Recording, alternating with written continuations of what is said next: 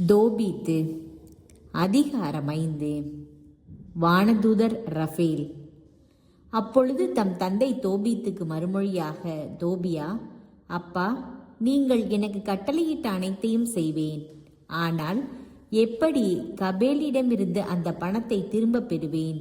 அவருக்கு என்னை தெரியாது, எனக்கும் அவரை தெரியாது. அவர் என்னை யாரென்று அறிந்து கொள்ளவும் என்னை நம்பி என்னிடம் பணத்தை கொடுக்கவும் நான் எத்தகைய அடையாளம் காட்டுவேன்? மேதியாவுக்கு எவ்வழியாக செல்வது, எவ்வாறு செல்வது என்று எனக்கு தெரியாது என்றார். அப்போது தோபித்து தன் மகன் தோபியிடம், ஆவணம் ஒன்றில் கபேல் கையொப்பமிட்டார், நானும் கையொப்பமிட்டேன். அதை 2ஆக கிழித்து ஒவ்வொருவரும் ஆளுக்கு ஒன்றை எடுத்துக்கொண்டோம். அதை பணத்துடன் வைத்துள்ளேன். இன்றைக்கு 20 ஆண்டுகளுக்கு முன் அவரிடம் பணத்தை கொடுத்து வைத்தேன். இப்பொழுது உன்னோடு செல்வதற்கு நம்பிக்கை வாய்ந்த ஒருவரை நீயே தேடிப்பார். நீ திரும்பும் வரையும் உள்ள கூலியை அவருக்கு கொடுப்போம். கபேலிடமிருந்து அந்த பணத்தை பெற்றுவா மகனே என்றார். தம்முடன் மேதியாவுக்கு செல்ல வழி தெரிந்த ஒருவரை தேடி தோபியா வெளியே சென்றார். சென்று தம் முன் நின்ற வானதூதர் ரஃபேலை கண்டார். ஆனால் அவர் கடவுளின் தூதர் என்பது அவருக்கு தெரியாது. அவரிடம், இளைஞரே, எங்கிருந்து வருகிறீர் என்று வினவினார். அதற்கு அவர், உன் உறவின் முறையினர்களாகிய இஸ்ரேல் மக்களுள் நானும் ஒருவன். வேலை தேடி இங்கு வந்துள்ளேன் என்றார். மேதியாவுக்கு செல்ல உமக்கு வழி தெரியுமா என்று தோபியா கேட்டார். அதற்கு அவர், ஆம், பன்முறை அங்கு சென்றுள்ளேன். அது எனக்கு அறிமுகமான இடம். எல்லா வழிகளையும் நான் அறிவேன். அடிக்கடி மேதியாவுக்கு சென்று ராகியில் வாழும் நம் உறவினர் கபேலுடன் தங்கி இருக்கிறேன். எக்பத்னாவிலிருந்து ராகிக்கு செல்ல 2 நாள் ஆகும். ஏனெனில் எக்பத்தானா மலைப்பகுதியில் உள்ளது என்றார். தோபியா, இளைஞரே, நான் சென்று என் தந்தையிடம் சொல்லிவிட்டு திரும்பி வரும் வரை எனக்காக காத்திரும். நீர் என்னுடன் வரவேண்டும். உமக்கு உரிய சம்பளத்தை கொடுப்பேன் என்றார். அதற்கு அவர், சரி, நான் காத்திருக்கிறேன். ஆனால் மிகவும் தாமதியாதீர் என்றார். தோபியா உள்ளே சென்று தம் தந்தை தோபித்தை நோக்கி, நம் உறவின் முறையினர்களாகிய இஸ்ரேல் மக்களுள் ஒருவரை கண்டு கொண்டேன் என்றார். அவரிடம் தோபித்து, மகனே, அவருடைய இனம் எது, குலம் எது, உன்னுடன் செல்வதற்கு நம்பிக்கை வாய்ந்தவரா என அறியும் பொருட்டு அவரை என்னிடம் அழைத்து வா என்றார். தோபியா வெளியே சென்று அந்த இளைஞரை அழைத்து, என் தந்தை உம்மை கூப்பிடுகிறார் என்றார். அவர் உள்ளே சென்றதும் தோபித்து முதலில் அவருக்கு வணக்கம் தெரிவித்தார்.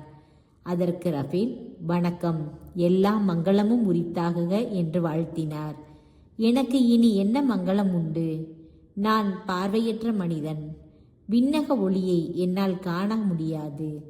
ஒளியை ஒருபோதும் காண இயலாத இறந்தோர் போன்று இருளில் கிடக்கிறேன். நான் உயிர் வாழும் போதே இறந்தவர்களுடன் இருக்கிறேன். மனிதரின் குரலை கேட்கிறேன், ஆனால் அவர்களை காண முடிவதில்லை என்று கூறினார். அதற்கு அவர், அஞ்ச வேண்டாம், விரைவில் கடவுள் உமக்கு நலம் அருள்வார், துணிவு கொள்ளும் என்றார். பின்பு தோபித்து அவரிடம், என் மகன் தோபியா மேதியாவுக்கு செல்ல விரும்புகிறான். நீ வழிகாட்டியாக அவனோடு போக முடியுமா? தம்பி, உனக்கு உரிய சம்பளத்தை கொடுப்பேன் என்றார். ரஃபேல் அவரிடம், சரி, நான் அவருடன் போகிறேன். எனக்கு வழியெல்லாம் தெரியும். பன்முறை மேதியாவுக்கு சென்றுள்ளேன். அதன் சமவெளிகள், மலைகள் எங்கும் பயணம் செய்துள்ளேன். அவையெல்லாம் எனக்கு நன்கு பழக்கம் என்றார். அதற்கு தோபித்து இளைஞரிடம், தம்பி, உன் குடும்பம் எது, குலம் எது, சொல் என்றார். அவர், குலத்தை பற்றி தெரிந்து கொள்ள வேண்டிய தேவை என்ன என்றார்.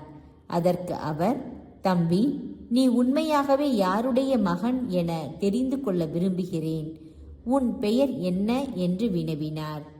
ரஃபேல் அவரிடம், நான் உறவினர்களுள் ஒருவரான பெரிய அனனியாவின் மகன் அசரியா என்றார். தோபித்து இளைஞரிடம், தம்பி, நீ உடல் நலமும் பிற நலன்களும் பெற்று வாழ்க. உண்மையை தெரிந்து கொள்ளவே உன் குடும்பத்தை பற்றி அறிய விரும்பினேன். எனவே என் மீது சினம் கொள்ளாதே. நீ என் உறவினர்களுள் ஒருவனே. நல்ல சிறந்த குடும்பத்தை சேர்ந்தவன். பெரிய செமெல்லியின் புதல்வர்களான அனனியா, நாத்தான் ஆகிய இருவரையும் நான் அறிவேன். அவர்கள் என்னுடன் எருசலேமுக்கு சென்று வழிபடுவதுண்டு. அவர்கள் நெறி பிறழாதவர்கள். உன் உறவினர்கள் நல்லவர்கள்.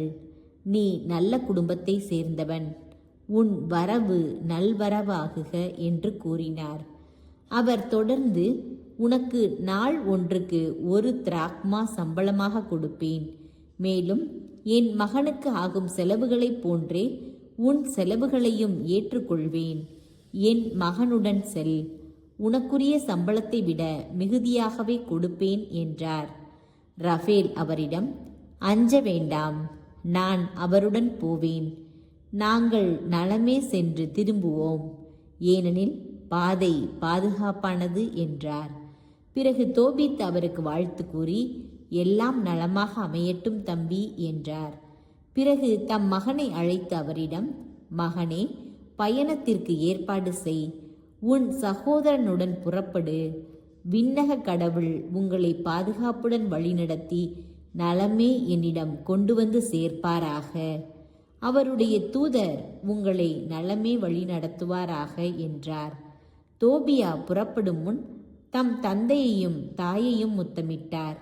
அப்போது தோபித்து அவரிடம், நலமே சென்று வா என்றார். ஆனால் அவருடைய தாய் அழுது கொண்டே தோபித்திடம், ஏன் என் குழந்தையை அனுப்பினீர்? அவன் நமக்கு ஊன்றுகோலும் உறுதுணையும் அல்லவா? பணமா பெரிது? நம் குழந்தை அதைவிட மதிப்பு வாய்ந்தவன் அல்லவா? ஆண்டவர் நமக்கு அருளிய வாழ்வே நமக்கு போதுமே என்றார். தோபித்து அவரிடம், கவலை வேண்டாம், நம் மகன் நலமே சென்று திரும்புவான். அவன் நலமுடன் உன்னிடம் திரும்பும் நாளை நீ காண்பாய். எனவே கவலை வேண்டாம் அன்பே, அவர்களை பற்றி அச்சம் கொள்ள வேண்டாம். நல்ல தூதர் ஒருவர் அவனுடன் சென்று பயணத்தை வெற்றியாய் முடித்து நலம்பே திரும்ப அழைத்து வருவார் என்றார். அதை கேட்ட தோபியாவின் தாய் அழுகையை நிறுத்தினார்.